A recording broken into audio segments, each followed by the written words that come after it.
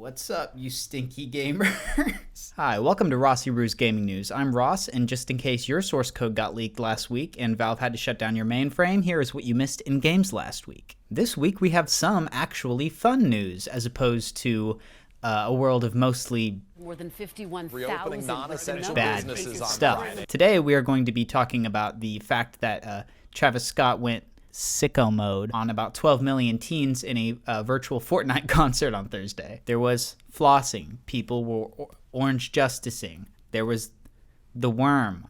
I don't know. We're also going to be talking about some Valve source code leaks that had fans on the cyberspace pretty worried, and some exciting Nintendo news with a final Mario Maker update and some crazy sales in March. First things first, virtual concerts really seem to be taking off in video games right now, which is exciting. On Thursday night, Travis Scott and Epic Games collaborated by throwing a virtual concert at which 12 million people attended. A giant Travis Scott wandered the Fortnite map and played a 6-song set list, including Goosebumps, The Scotts, and you guessed it, a Sicko Mode. The backdrop of the concert went from underwater to full-on Tron neon lights. And this isn't the first time that Fortnite has held a virtual concert. Marshmello had one in February of 2019, at which there were about 10 million people in attendance, so this broke that record by a considerable margin. And on Friday night, just one night later, experimental pop duo 100 gecs headlined a festival called Square Garden in Minecraft. So it seems that virtual musical festivals like this could be opening a lot of doors for collaborations between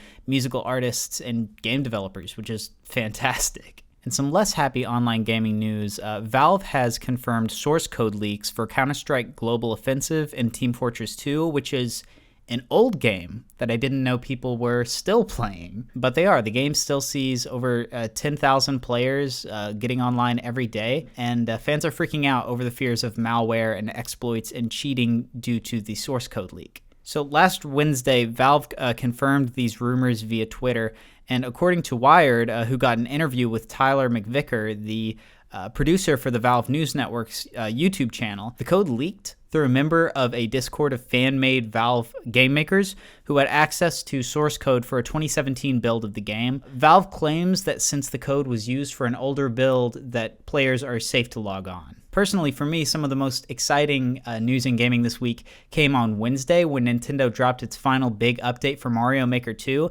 and it's pretty bananas. Some of the updates that they added include the old school mushroom that lets you turn into the Super Mario Bros. 2 Mario, as well as a bunch of other wearable item, Toad House minigames, some other stuff. Lots of new wet stunts, hot mods, and vamped up tricks. Most importantly, however, an overworld editor was added. People have been asking Nintendo for the ability to create playlists in this game for a while now, but this is a whole new ball game. You create your own overworld paths, and you can change the look of them and insert up to 40 levels you've made across 8 entire worlds, allowing players to create their own Mario games, like full games. And I don't know, this just feels like the culmination of everything Mario Maker has been building to, aside from introducing 3D Mario platforming. And this is cool because the game is already an inspiring tool for young aspiring game makers without the software to make games on their own or the know-how to do it yet.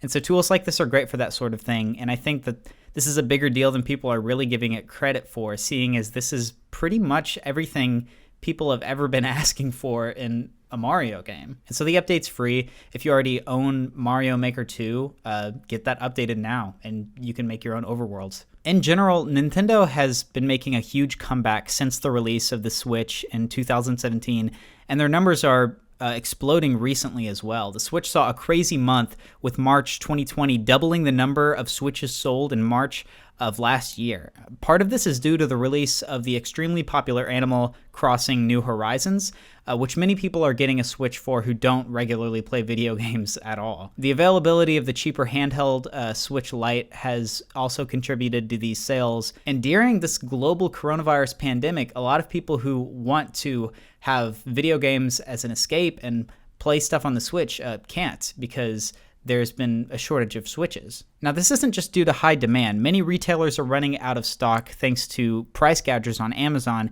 and eBay who are selling Switches for over $500 and even up to $750 for the Animal Crossing New Horizons bundle. Don't buy a Switch for $500. Just play Bloons Tower Defense online. It's free. Bulk purchases of these Switches have been tracked to a particular bot known as BirdBot, whose creator claimed to have initially made it as a joke.